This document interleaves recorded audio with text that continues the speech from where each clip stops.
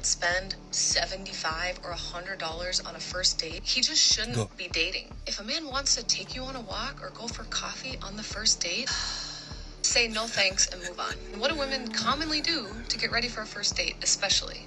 New outfit, nails done, hair done, maybe buy some new makeup or perfume or jewelry. Jesse, it's not about the money. On the first few dates, it is. On every date moving forward, it is. When I was in my mid-20s, I think I was 25, a guy wanted to take me to the dog park for our first date because we both had dogs. I said, I'm not going to the dog park on our first date. Men listen to this and then you wonder why they are just done with dating. Because why does he have to go all out on the first date when the purpose of the first date is to see if you even like each other? My honest opinion is that women that demand these things on the first date, there's a reason for it. And unfortunately, it's because she doesn't typically make it to the second, third, fourth date. If you ask me. A woman's logic on this can actually convince you that women don't like being in relationships. They don't want to meet a guy, they go on a successful date, it works out, and they're in a relationship. I feel like they want to continue going on dates. They like that. They like to dress up, wear makeup, wear their jewelry, and then go out. Then have guy pay so much money. They don't want to be tied to one guy. And you're a millionaire, I'll say yes. If they're not a millionaire? Then we can be friends.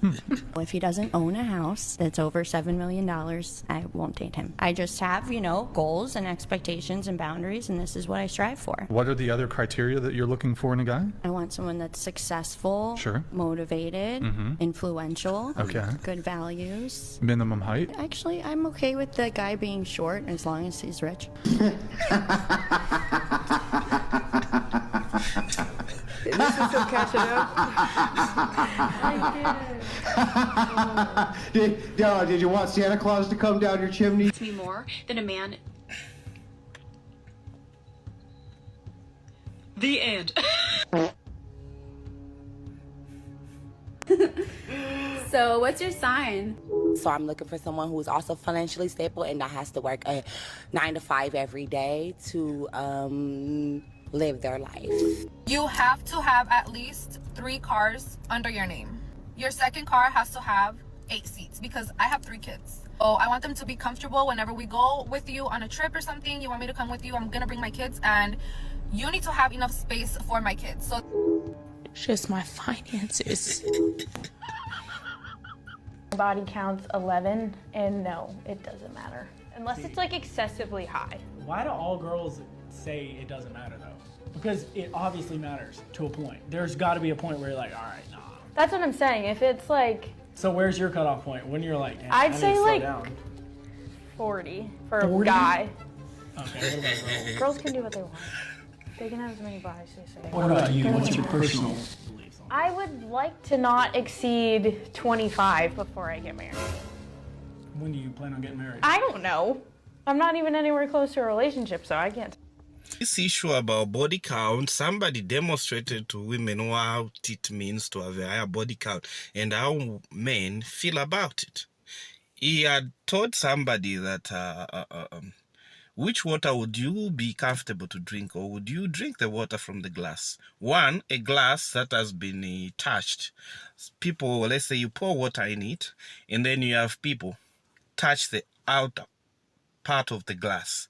They just hold it in their hand, they pass it to the other one. Another one holds it in their hand, they pass it to the other one. Maybe let's say 100 people or 50 people.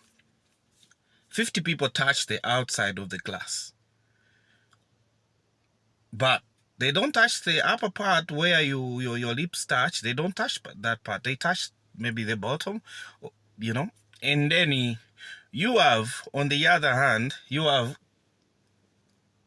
10 people dip their fingers inside the water, inside the glass. They dip their fingers in there.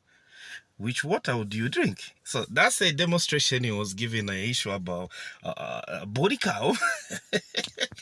And it's pointless to even argue about it.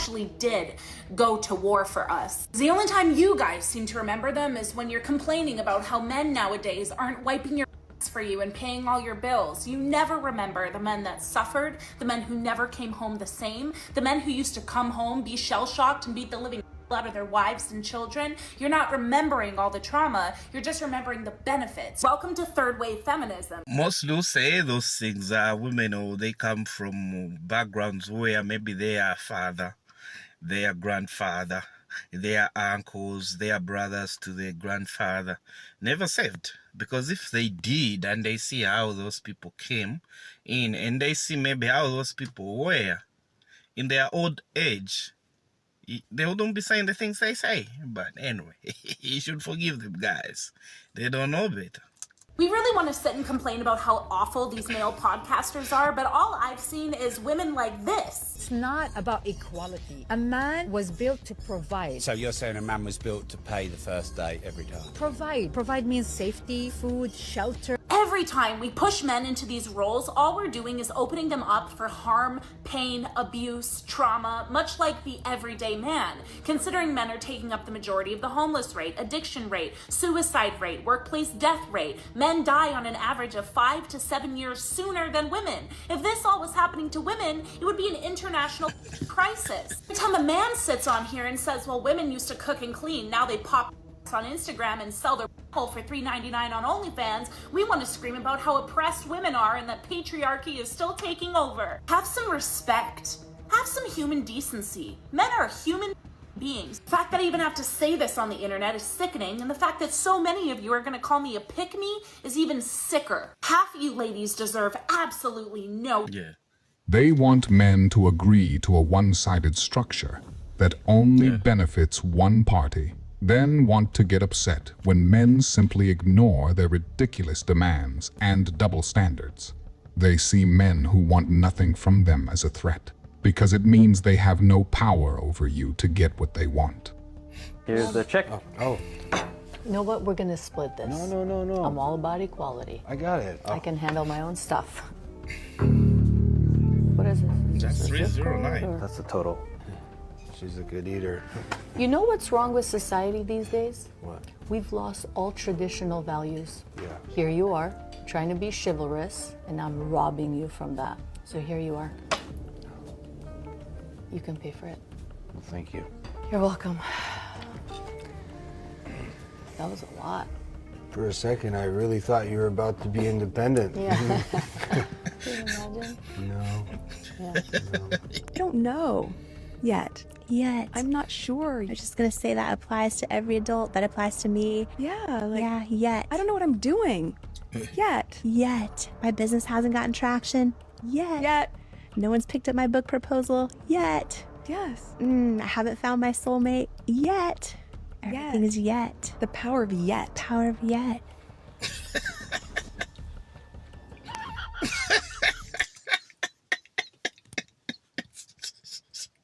Let's go. It's not simping if you can afford it. Oh, good. A materialistic take on this one.